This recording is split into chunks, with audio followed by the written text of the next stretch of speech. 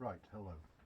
Very quick video on how to remove a driveshaft, seized driveshaft from a Evinrude Johnson 7.5 from 1980. I've seen quite a few videos on YouTube about how to do this in ways that didn't work, and a few that showed how to do it in ways that might work.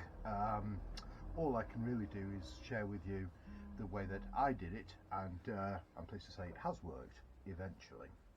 So, anyway, the tools that I used, possibly most important, big hammer, mash hammer,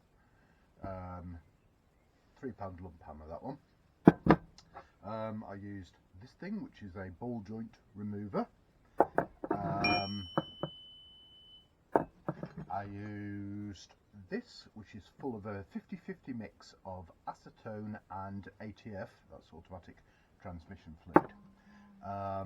I started 3 days ago running the mixture, the penetrating mixture, down inside the drive shaft, not on there because it wasn't on there at the time, it was in the thing. Turn the engine upside down. I'm sure you've all kind of done that already if you've been there. So engine's upside down, 3 days and nights of just dribbling this down to try and get it free. Didn't make any impact at all, although I'm sure it has helped in the long run.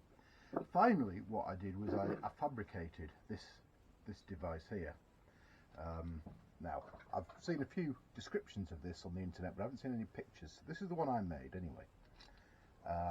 So what we've got is a piece of mild steel, which is about 10-12 mil thick, something like that. 2 holes drilled through it for these 2 large M10 bolts. And I put a smaller hole through for a grub screw to help lock it into place. In actual fact, that didn't work very well and it tended to bend the screw, but you know, anything that contributes to holding it is a good thing.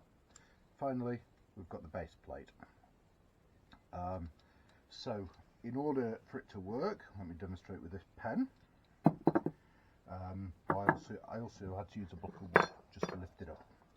So put the block of wood over, so this is sitting astride the bottom of the gear casing.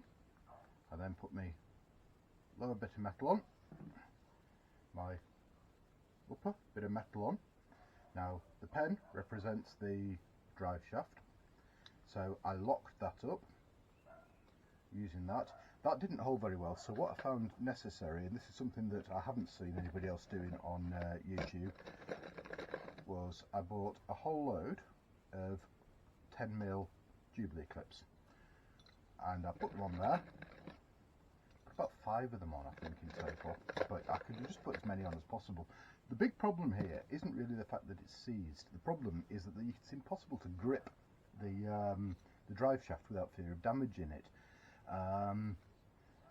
It's driving me mad, and if ever I meet the person who designed this drive shaft, I'm going to do something quite vicious to them, because they were obviously thinking of other things. Maybe it was designed on a Friday, but it would have been very, very simple, very, very easy to put a thread around that drive shaft just so you could get a puller onto it, or something like that, or a raised area, or a notch, or something, anything so you could grip it. But no, they didn't do that. They were thinking of other things, obviously.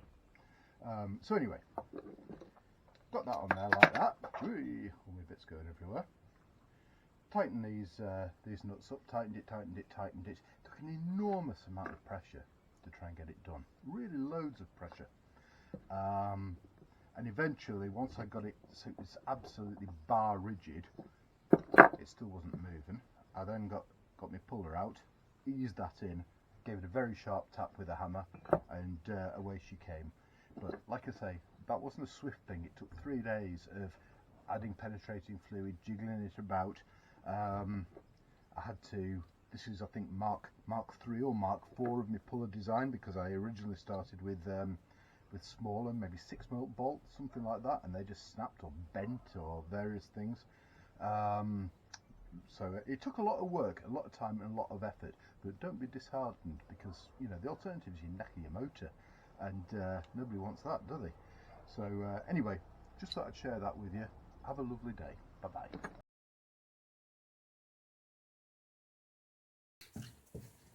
Hey,